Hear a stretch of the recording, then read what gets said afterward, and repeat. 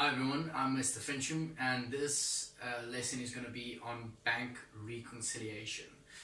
Now I know it sounds like a big word, it sounds like a complicated word, but let's just dive into it and let's start with the explanations. But before we do that, let's do some admin and disciplinary stuff. I know you guys don't like that, but we have to sort that out quickly. I want you guys to divide into 4 groups. You're sitting in rows like that. So what I want is that each row, think of a company name or a business name. A business name for your row. So you're going to be a business and you're going to have a CEO, which is going to be the disciplinary guy. You guys each get 10 points. And if you misbehave, you get points deducted. If you ask good questions, you get extra points. The first team to 15 points wins, obviously. So we'll see how that pans out the rest of the lesson.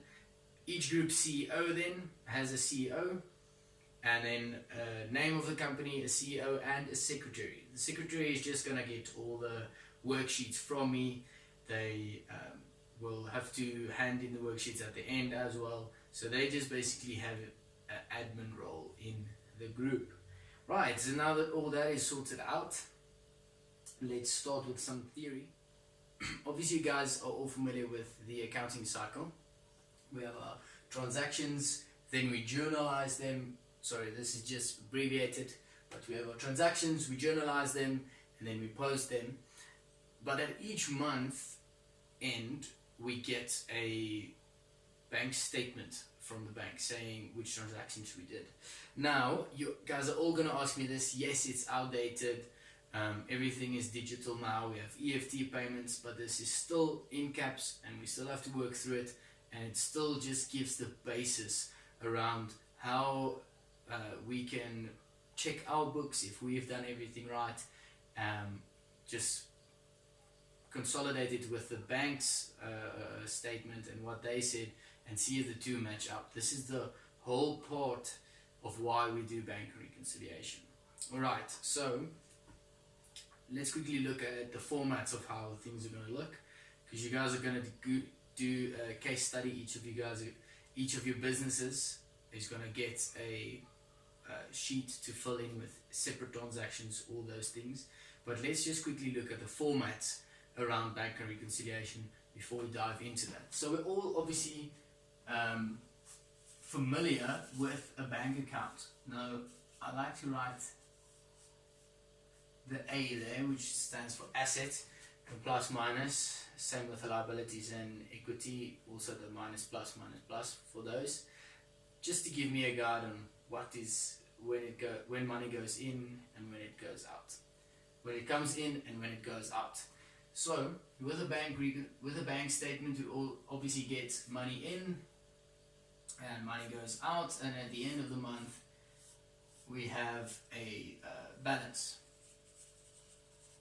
And we take the balance there. Now we sit with that balance, and that's pretty much what happens on our side.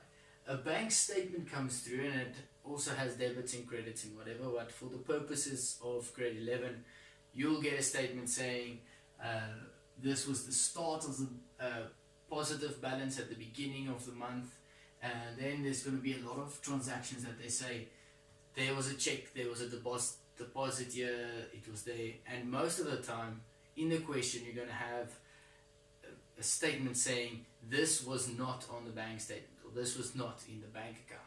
And this is where the new work comes in, the bank reconciliation statement. The bank reconciliation statement works like this. Obviously it has a heading and a debit and credit, like everything in accounting, and our heading is bank reconciliation statement on, let's say, 31 January.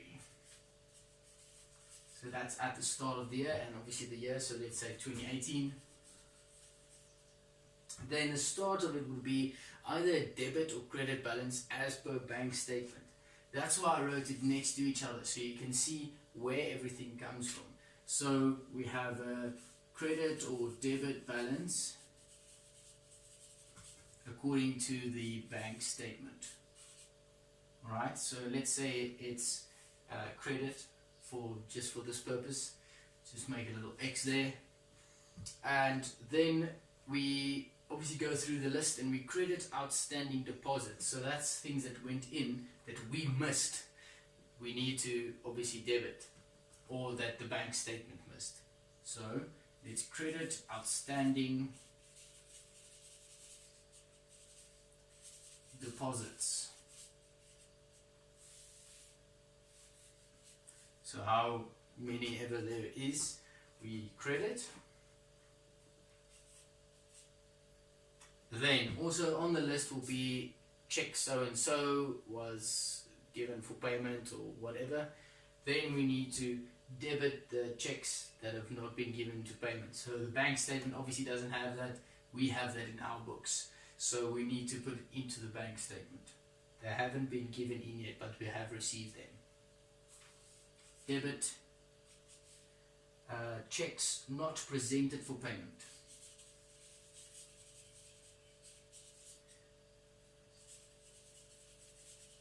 So once again, this is a lot of theory, a lot of very detailed descriptions. I'm just going through it. We're going to repeat it in the group work. We're going to repeat it.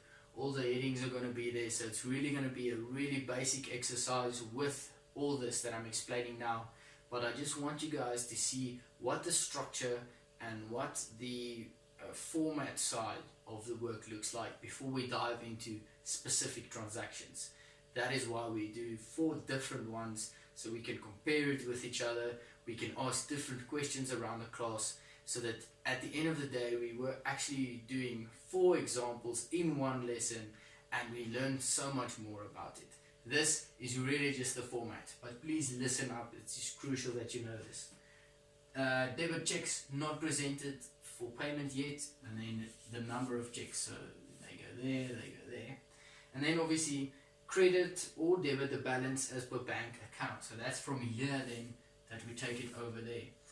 Normally this would be a credit balance if it's positive. If it's negative, it will be debit. Once again, we'll handle that when we start with the worksheet.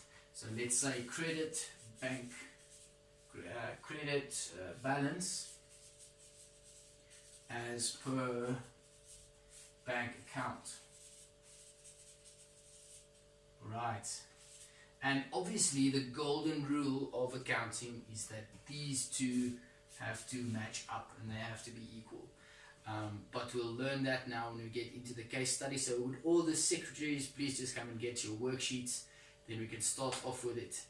I need you guys to really understand the concept of the structure first, and then we'll dive into specific transactions.